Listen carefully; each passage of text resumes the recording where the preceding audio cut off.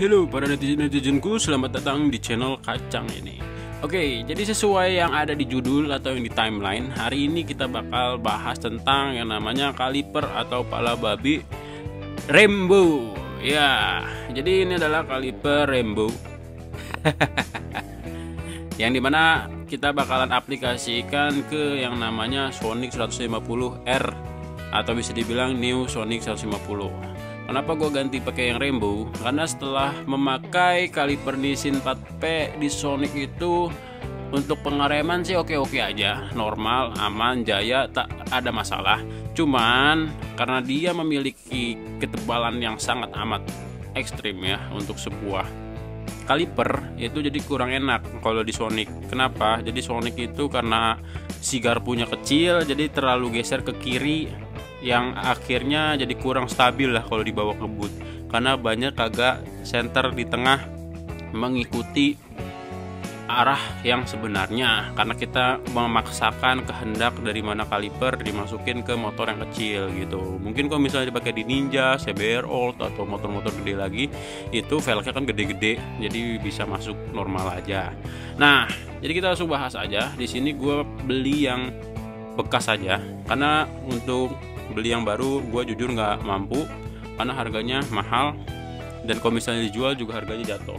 Nah, kenapa gue beli yang bekas? Karena harga bekas ini kalau misalnya kita butuh uang dijual nggak jauh-jauh banget harganya, pasti bisa dijual dengan harga yang sama gitu. Nah, di sini gue beli yang Rainbow yang tulisannya red.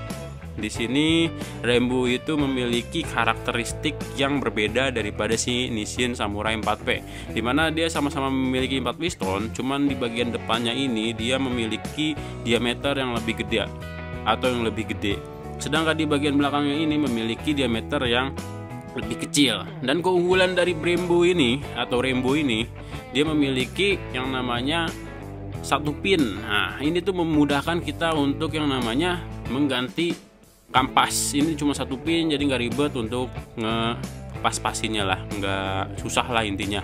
Nah, terus si ini adalah salah satu yang membuat si master rem ini tuh mahal. Jadi banyak orang yang kagak memberitahu atau memberikan detail kenapa sih rem Rainbow ini bisa mahal banget.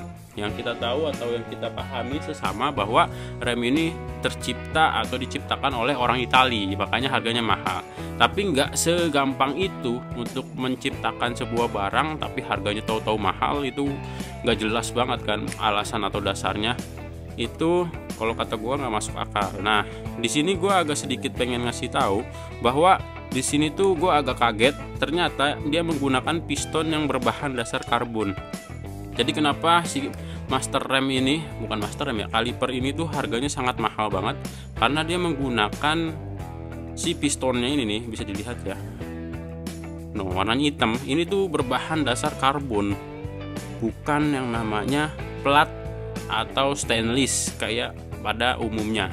Atau master rem bukan master rem ya, gue ngomongin master rem mulu. Kaliper pada umumnya, yang dimana kaliper original Nissin pun dia menggunakan stainless, jadi anti karat doang, tapi masih bisa berkarat kalau misalnya memakan waktu yang lama dan tidak dibersihkan. Nah, sedangkan master rem Rainbow ini, dulu nih, gue dari tadi ngomong master rem mulu. Kalau misalnya gue ngomong master rem, tolong dimaklumin ya. Jadi ini kaliper dari si Rainbow ini dia menggunakan yang namanya berbahan dasar karbon. Nah, ini tuh karbon nih, walaupun bukan karbon Kevlar, tapi ini disebut karbon nih. Biasanya digunain buat rangka atau hal-hal yang biasanya dibuat untuk tetap fungsi keras, tapi biar gak karatan dan tetap ringan gitu guys. Jadi ini keren banget ya Rainbow ini. Si kalipernya ini dia memiliki build quality yang sangat amat bagus. Dia juga menggunakan piston-piston yang di dalamnya ini menggunakan karbon. Nah, ini adalah salah satu kenapa sih master rem Rainbow ini, master rem lagi kan, kaliper Rainbow ini harganya selangit, bisa nyentuh nyampe 4 juta, bukan nyentuh, malah harganya 4 jutaan lebih, dan bekasnya itu sekitar 3 jutaan. Dan tergantung kondisi ya, ada juga yang jual 2 juta, itu kondisinya mungkin udah ada yang gimana gitu, gue nggak tahu juga ya. Cuman yang pasti gue dapat ini harganya juga harga bekas normal, yang spesial amat, karena gue pengen nyobain si kaliper ini. Dan kaliper ini tuh ada yang dua tipe, ada yang kode kayak begini sama ada yang tulisan Made in Italy. Nah gue nggak tahu tuh yang ori banget itu dari mana, atau tulisannya ini apa gimana, ini apa KW apa ori, gue nggak tahu. Cuman orangnya bilang ori, dan gue beberapa nanya ke temen gue, ini bilangnya ori. Dan ciri khasnya juga kalau kita sering lihat barang ori sama KW sih kita seharusnya tahu ya. Itu aja ya, si pala babinya atau kalipernya tidak ada yang spesial lagi. Yang spesialnya tadi ini satu pin enak digantinya, nggak ribet. Terus di sini kita pakai yang namanya pistonnya tuh karbon, si kaliper ini pakai karbon, biasanya kan stainless. Nah ini jadinya mengurangi bobot dan dimensinya lebih kecil. Dan kampas remnya ini tuh bisa substitusi sama KTC yang 4 piston juga, cuman yang bukan monoblok ya, yang kayak gini nih, yang kayak beginian lah, yang dijepit kayak gini nih, yang kayak gini. Nah gitu guys. Dan pasti kalian melihat atau melirik ke arah kanan, ada yang namanya ini adalah minyak rem yang dari Brembo. Nah ini tuh ori dari Brembo juga ya. Gue juga nggak tahu nih fungsinya itu pakai master rem yang bawaan Brembo itu apakah ngaruh apa enggak. Cuman yang pasti ini master remnya original. Terus gue cuman pengen tahu aja, penasaran gitu ya, pengen nyobain sendiri apakah minyak rem ini bakalan menjadi jauh lebih enakeun apa enggak, apa sama aja kayak yang minyak rem dijual pasaran. Gue nggak tahu nih, nanti kita cobain aja. Dan gue pakai yang DOT 4, ada sih DOT 5 sekian gitu, cuman gue nggak tahu nih DOT 5 sekian itu sebenarnya buat balap apa gimana, karena nggak serta merta bahan atau buatan yang diperuntukkan racing atau untuk balap itu baik untuk harian. Nah gue pengen nyobain yang ini aja, karena yang DOT 4 itu rata-rata yang merek biasa pun ada, dan DOT 3 itu yang Brembo gue nggak tahu ya jual apa enggak. Cuman gue nemunya yang paling murah di marketplace ya ini harganya sekitar seberapa ya, 80 ribuan lah harganya, murah. Ini 500 mili cukup lah buat depan belakang gitu guys. Dan ini dia selang remnya, gue beli 2 buat depan sama belakang, karena kan namanya udah tahunan ya, kita harus merestorasi ulang atau memperbaiki hal-hal yang udah tidak enak dipakai. Nah di sini gue pakai yang punya Moto1 untuk belakangnya, dan yang depannya gue pakai yang punyanya TDR. Dan di sini kenapa gue beli mereknya beda, kagak sama, karena gue penasaran sama yang merek Moto1. Dan bener aja merek Moto1 ini ternyata sama persis sama yang TDR, tapi harganya beda jauh sekali. Gue nggak tahu kenapa bisa beda jauh banget. Nah bisa dilihat ini Moto1, yang ini nih yang atas TDR. TDR tuh gak ada kodenya kalau nggak salah, gak ada tulisan polosan aja dia. Nah ini gue belinya yang black carbon ya, warna hitam, jadi biar simple look, elegan look gitu-gitulah pokoknya. Dan yang Moto1 sama TDR harganya sama persis, no gak ada bedanya, detailnya sama, bahkan bagusan yang Moto1, tulisannya Moto1, keren kan, bagusan Moto1. Harganya beda jauh, yang si TDR ini 100 ribuan ke atas, paling murah yang paling pendek pun juga masih 90 ribuan. Dan yang Moto1 ini paling murah itu harganya sekitar 60 ribuan. Ini yang paling pendek gue beli 60 ribuan, dan yang paling panjang tuh sekitar 90 ribuan. Jadi ini worth it banget beli yang Moto1, walaupun yang jual atau yang jual itu sedikit ya. Nah ini bisa dilihat, bisa diputar. Ini tuh apa sih namanya, yang modelannya itu ini guys.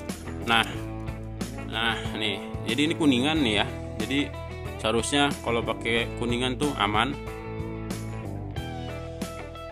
Bentar guys. Oke, lanjut. Jadi di sini tuh tadi ada panggilan darurat ya sebelumnya.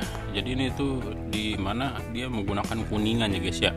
Dimana kalau misalnya kita menggunakan kuningan ini, dia bakalan lebih enak, rapet, dia nyesuaiin. Nah jadi keunggulan dari punyanya Moto1 itu dia udah pakai kuningan, terus bisa pakai yang namanya setting si bolanya ini, si banjonya ini. Jadi kalau misalnya motornya kayak gini nih settingannya nih, jadi gak usah puyeng-puyeng tuh melintir si kabelnya jadi mau pakai kabel yang pendek sekalipun tetap bisa lurus hasilnya kalau pakai yang namanya settingan banjo yang bisa disetting. Dan ini tuh harganya sangat relevan sekali, sangat murah sekali, dia hanya sekitar 60.000 udah bisa disetting kayak gini. Sedangkan yang punyanya TDR yang bisa disetting itu menyentuh harganya sampai 125.000 untuk ukuran yang namanya ukuran 45 nya itu, bahkan bukan 45 dia yang punyanya si TDR tuh 40 cm dia yang bisa diputar itu harganya sekitar 125.000 sampai 130.000. Itu sangat mahal dan tidak worth it. Nah sedangkan yang gue beli yang 60 cm nya bukan 60 cm sih, iya bener yang 60 cm nya ini gue beli yang paten karena di bagian depan gak perlu banyak settingan atau yang diputer-puter, gampang lah kalau depan kan, soal dari atas ke bawah lurus-lurus aja gitu guys. Akhirnya gitu aja video kali ini. Dan ini nih kalau TDR tuh ada tulisan TDR di karetnya, build quality karetnya pun sebenarnya bagusan TDR, cuman apa gunanya karet ini, kadang-kadang biasanya gue sobek, malahan bikin sendiri pakai karet yang lebih bagus gitu guys ya.